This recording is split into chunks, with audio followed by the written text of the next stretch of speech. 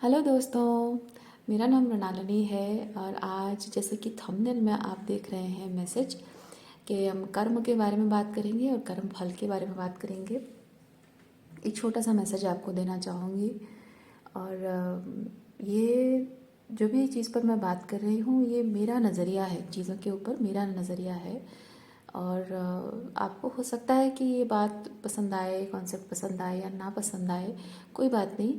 आप अपने व्यूज़ लिख सकते हैं कमेंट बॉक्स में। अगर आपको पसंद आए, नहीं भी पसंद आए तब भी आप लिख सकते हैं। हो सकता है उससे मुझे कुछ और एक्स्ट्रा जानने को मिले, अच्छी बात है ना।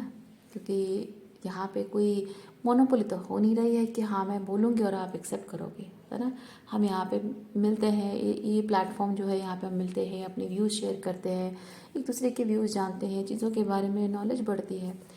सो स्टार्ट करते हैं।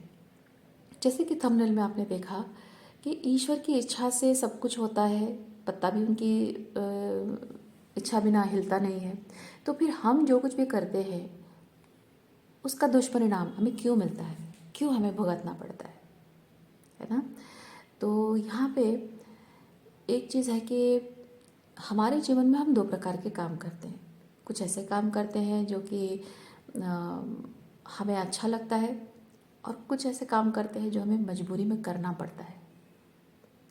अब मैं किसी पर्टिकुलर इंसान से रिलेटेड बात नहीं कर रही हूँ, ईश्वर की मर्ज़ी की बात कर रही हूँ। जब हम ईश्वर और आपके बीच की बात करते हैं, ठीक है, किसी थर्ड पर्सन को इन्वॉल्व नहीं करते हैं, तो एक काम होता है जो हमारी मर्ज़ी का होता है, हमारे डिज़ायर्स होते हैं कि मुझे ये चाहिए, मुझे ऐसा चाहिए, मुझे वैसा चाहिए। और एक होती है ईश्वर की इच्छा। ईश्वर कहते हैं कि यार तुम ये मत करो, वो मत करो, ऐसा नहीं करना चाहिए, वैसा नहीं करना चाहिए।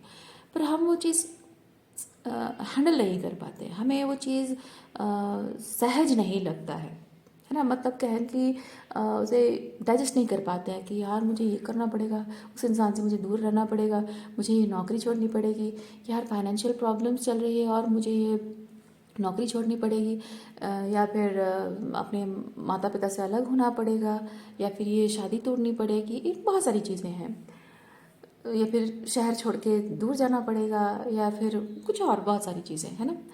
तो इसमें दो प्रकार की चीज़ें हैं, एक काम जो कि हम चाहते हैं करना और एक काम जो ईश्वर हमसे करवाना चाहते हैं। अब ये चीज़ है कि हम जो करना चाहते हैं ये आपको समझने की ज़रूरत है। हम जो करना चाह रहे हैं वो भी ईश्वर की इच्छा से हो रही है ना। जैसे मैंने कहा कि ईश्वर की इच्छा के बिना कुछ नहीं होता है। एग्जैक्टली ईश्वर चाहते हैं कि आप एक सर्टन काम करें, वो भी ईश्वर की इच्छा से हो रहा है। और ईश्वर जो नहीं चाहते हैं, जो आप चाहते हैं, वो भी ईश्वर की इच्छा से हो रहा है। क्यों?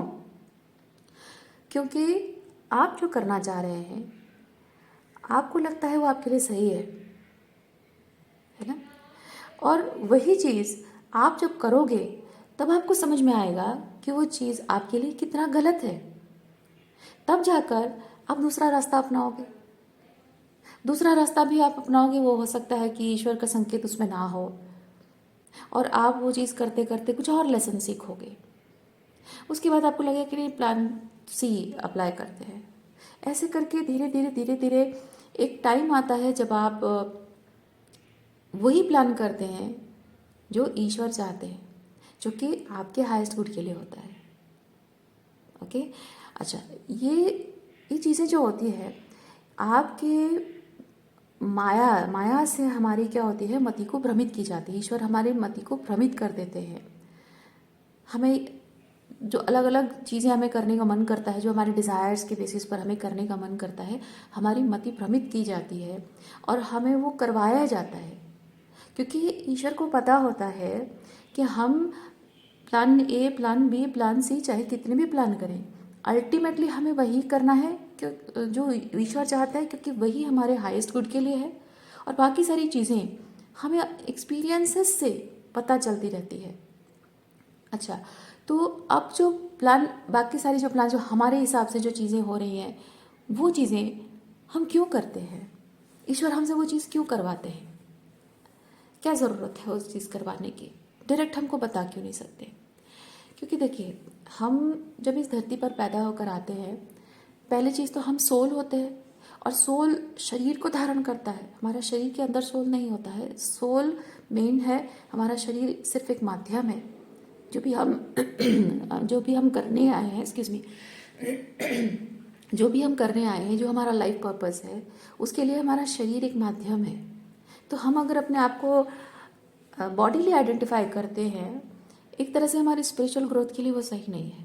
स्पिरिचुअली अपने आप को आइडेंटिफाई करने से हमें बहुत सारी चीज़ों की क्लैरिटी मिलती है।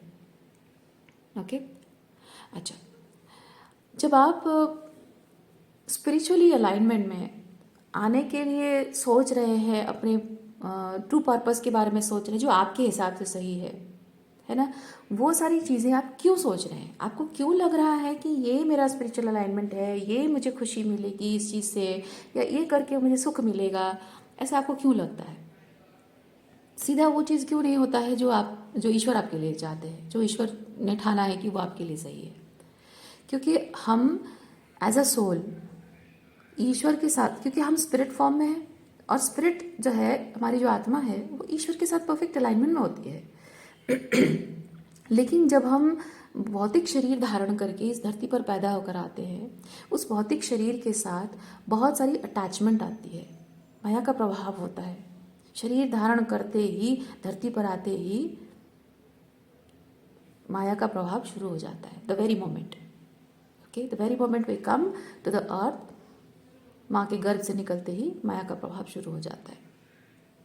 तो वहाँ पे ये चीज़ होता है कि हम जो भी कंडीशनिंग, हमारी बॉडीली कंडीशनिंग जो होती है, उसके हिसाब से हम एक्शंस लेते हैं, हम बिहेव करते हैं।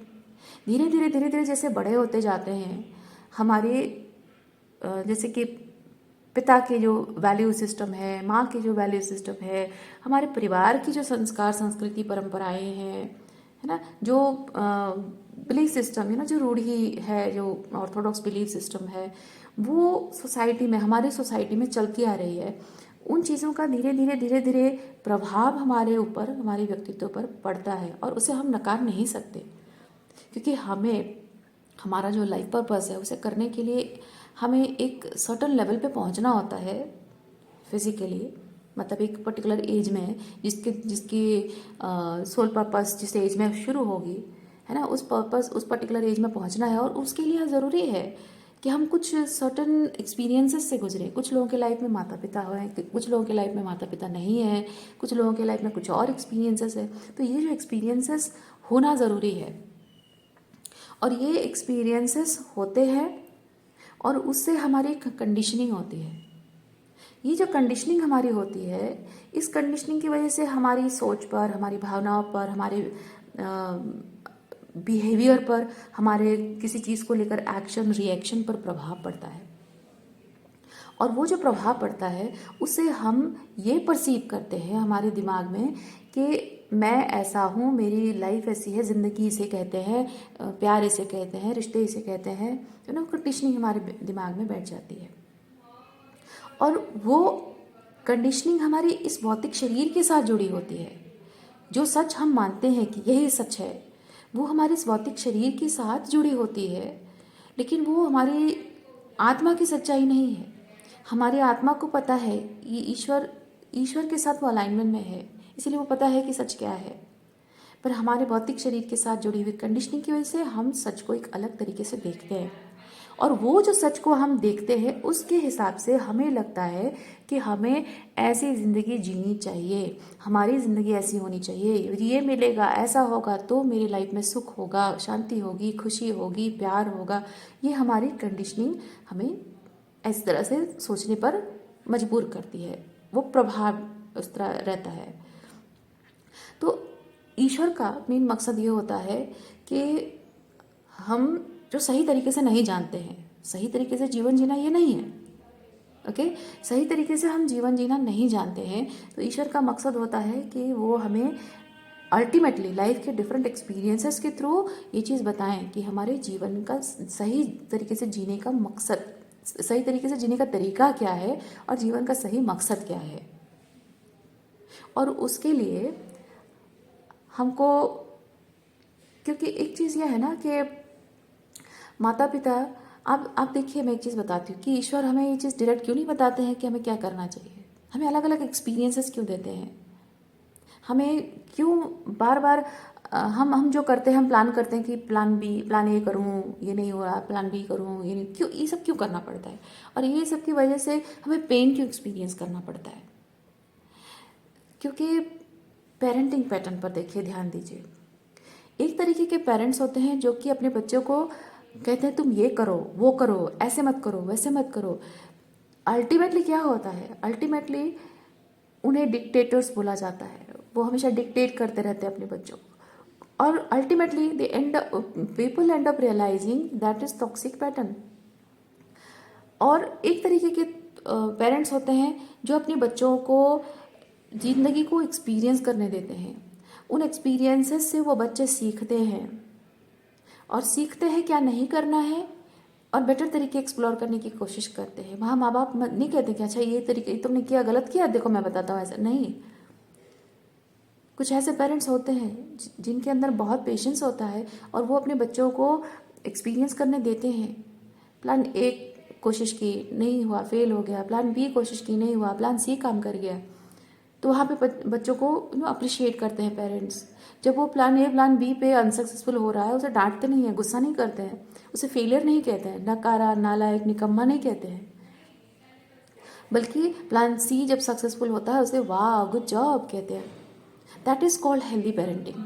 और हमारे जो परमात्मा है, ईश्वर है ना, वो एग्जैक्टली ऐसे ही पेरेंट हैं।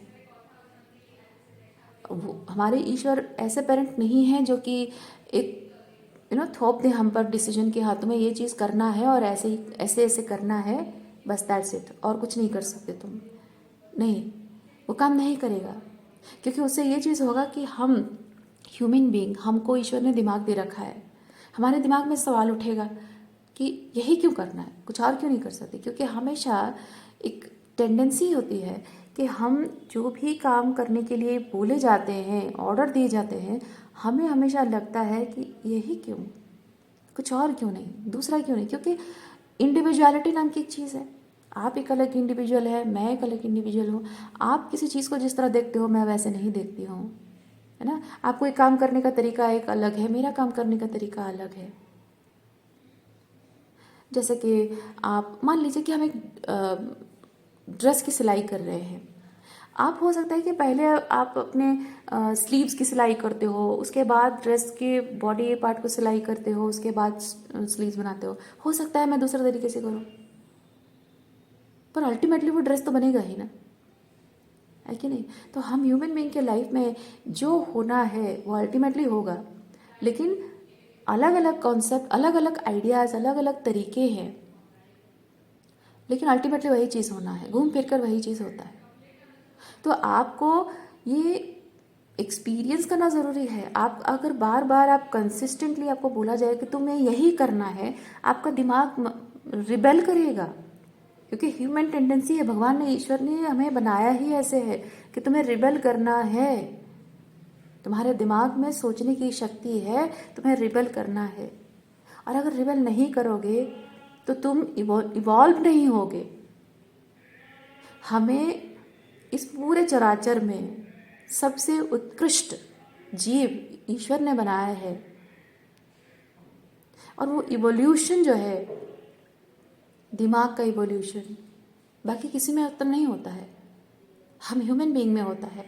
हमें संसार में ऐसी ऐसी चीज़ें बनाते हैं, क्योंकि बाकी सारे जीव क्या फिजिकली वो इवॉल्व, हाँ ठीक है, समय के साथ साथ मिलियन मिलियन ट्रिलियन टाइम्स पहले जो फिजिकली थे वो अपने आप में फिजिकली बदल रहा है, वो थोड़ा इवोल्यूशन उनका फिजिकली हो रहा है। लेकिन हम इस दुनिया में ऐसी ऐसी चीज़ें हम बनाते हैं जो कि ह्यूमन के अलावा कोई नहीं कर सकता है। क्योंकि ईश्वर ने हम ह्यूमन बीइंग को ही वो दिमाग दिया हुआ है कि तुम्हें रिबेल करना है, तुम्हें अपनी सोच के साथ हर चीज़ को नकारना है और उसमें सवाल पूछना है। तो अगर वो सवाल पूछने की टेंडेंसी ईश्वर ने दी है, तो फिर वो जो कह रहे हैं उसके लिए सवाल कैसा ना उठे आपके दिमाग में। एंड ही और she is prepare for that. आपके जो भी ईश्वर है, they are prepare for it. क्या आपको अगर सिंपली यही चीज़ करना है, बोला जाएगा, आप सवाल पूछोगे, आप कहोगे नहीं मुझे नहीं पता, मुझे तो नहीं लग रहा है, मुझे तो लगता है कि बेटर ऑप्शन है, बेटर तरीका हो सकता है। है ना। तो जाहिर सी बात है, एक टॉक्सिक पेरेंट ही हमेशा कहता है कि तुम्हें ये करना ही होगा, इसके अलावा तुम्हारे पास और कोई रास्ता नहीं है। पर हेल्दी पेरेंट कहता है तुम ट्राई करो ना, तुमको जो सही लगता है, देखेंगे बाद में, टेंशन मत लो, है ना। मैंने यूट्यूब पे एक वीडियो देखा था, एक शॉर्ट वीडियो देखा था, जिसमें एक मदर है जो अपनी बेटी को कुकिंग सिखा रही है। वो अंडा अंडा फोड़ती है, कटोरी में नहीं डाल के वो नीचे गिर जाता है। एंड द मदर सिंपली वो एक कपड़ा लाती है और वो उसमें पोंछ देती है, साफ कर देती है, और वो दूसरा कटोरी दूसरा अंडा देती है, और दूसरे टाइम वो अच्छे से फोड़ देती है वो अंडा को, और बोल में अच्छे से गिरता है। और वहाँ पे बच्चे को वाह गुड जॉब बोलती है ना। एग्जैक्टली सेम चीज़, एग्जैक्टली सेम चीज़ ईश्वर हमारे साथ करते हैं। वहाँ पे जब वो बार बार वो अंडा गिर रहा है, क्या वो बच्चे को गिल्टी फील हो रहा है, बच्चे को तकलीफ हो रही कि यार मैंने किया नहीं होगा। पर क्या माँ गुस्सा हुई? नहीं, शी हैड पेशेंस, राइट। यहीं पे हमारी गलती होती है, ये जो पॉइंट है ना, यहीं पे हमारी गलती होती है। हम जब भी ज़िंदगी में अपनी मर्जी करते हैं, वो जाहिर सी बात है, हमको ईश्वर कभी नहीं बोलते कि तुम्हें यही करना है, तुम करो जो मन में आए करो। सर्टन चीज़ें तुम्हें पानी है, मैनिफेस्ट करनी है, तुम्हारा जो मन में आए वो तरीका अपनाओ। शी अलाउज अस, वो अलाउ नहीं करती तो हम कर भी नहीं पाते, ठीक है। माँ हमें अलाउ करती हैं इसलिए हम कर पाते हैं, और वो अलाउ करना ज़रूरी होता है ताकि हम अपनी मनमर्जी करें, और मनमर्जी करके हम जो भी गलतियाँ करते हैं उससे हमें सीखने को मिलता है। लेकिन प्रॉब्लम क्या है? प्रॉब्लम ये है कि जब आप गलती करते हो, कोई भी काम करते हो, गलत हो जाता है, आपके मन में गिल्ट पैदा होता है और आप अपने आप के प्रति फ्रस्ट्रेटेड हो जाते हो, है ना, अपने आप को कोसने लगते हो। यही प्रॉब्लम है। दूसरी प्रॉब्लम क्या है?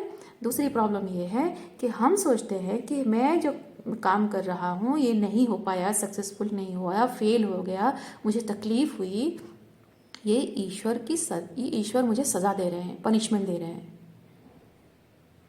पर कौन कह रहा है? ये कौन कह रहा है? बच्चा खुद कह रहा है। बच्चे ने काम किया, वो गलत नतीजा निकला, और बच्चा खुद ही कह रहा है कि ईश्वर मुझे पनिश कर रहे हैं। ईश्वर कहाँ पनिश कर रहे हैं आपको?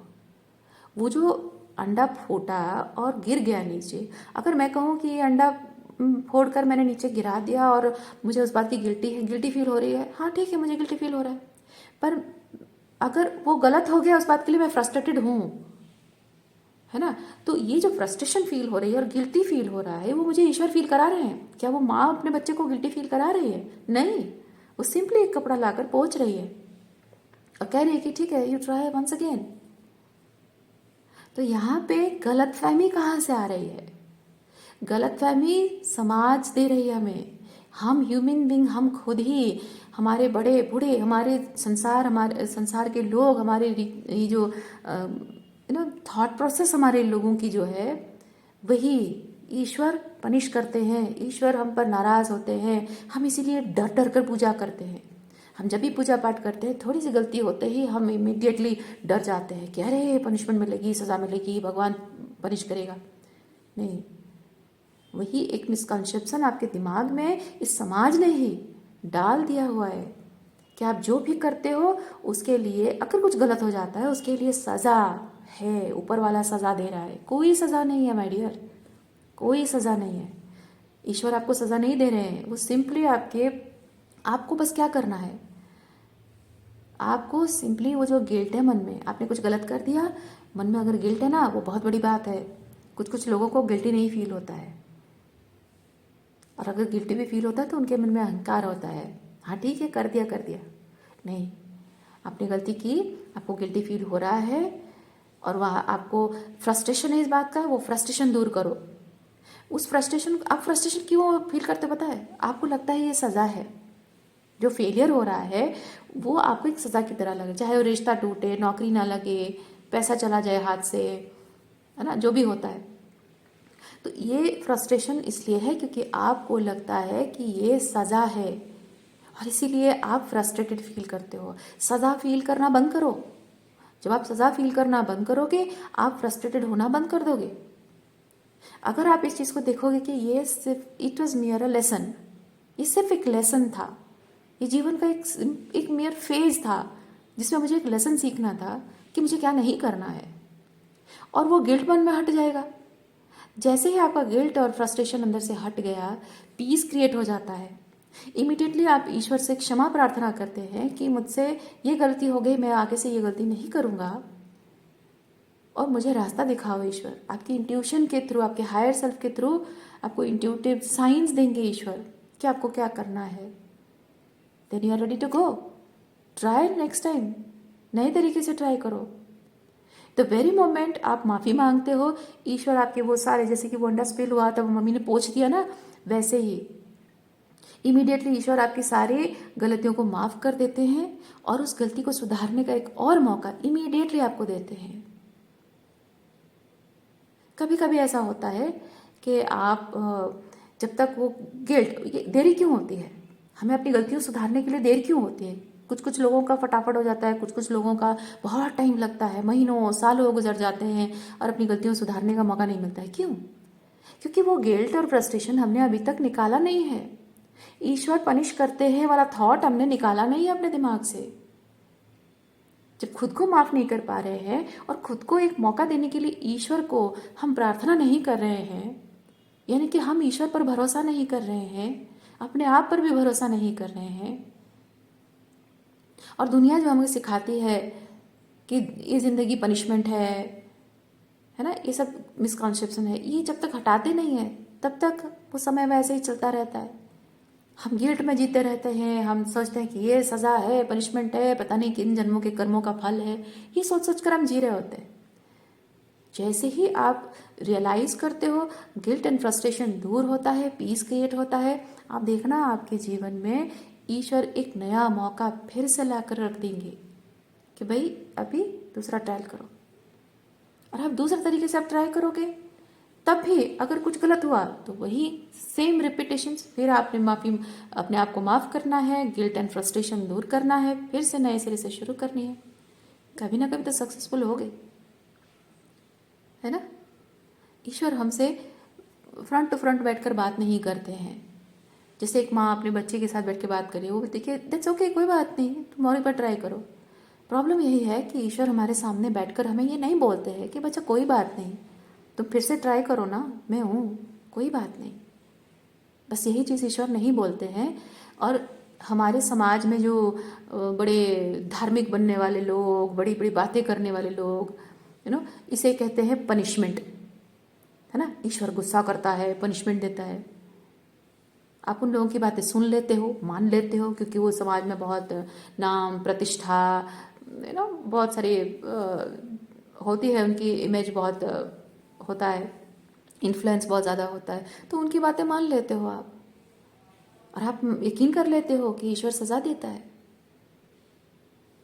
बस प्रॉब्लम यही है, ईश्वर जब कहते हैं ना, कोई बात नहीं बच्चा, मैं हूँ तुम्हारे साथ, मैं माफ़ कर दूंगी, मैं तुम्हें फिर से एक मौका दूंगी, तुम उठो तो सही, गिल्टी फील करना बंद करो, फ्रस्ट्रेटेड फील करना बंद करो, तुम्हारी इस गलती से तुम्हें लेसन सीखना था, मैं कोई सज़ा नहीं दूंगी। तुम अपने आप को गिल्टी फील करके, फ्रस्ट्रेटेड होकर खुद ही खुद को सज़ा दे रहे हो। ये बात माँ कहती हैं, लेकिन जब आप अपना मन शांत करके सोच विचार करते हो उस चीज़ पर, अपना मन शांत करते हो और शांति से अपने मन की बात सुनने की कोशिश करते हो, अपने अंतर मन में कनेक्ट करने की कोशिश करते हो, तब आपको माँ की आवाज़ सुनाई देगी। जब तक आप दूसरी बाहरी चीज़ों पर ध्यान देते रहोगे, अपने ईगो माइंड की बात को सुनते रहोगे, तब तक आपको माँ की आवाज़ सुनाई नहीं देगी। सब कुछ नथिंगनेस की एनर्जी में आ जाओगे ना, सब कुछ छोड़ छाड़ कर बस अपने अंतर मन में झांक कर देखोगे, नथिंगनेस की एनर्जी में आओगे, तब माँ बोलती है वो बातें सुनाई देगी आपको। और माँ एग्जैक्टली यही चीज़ बोलती हैं।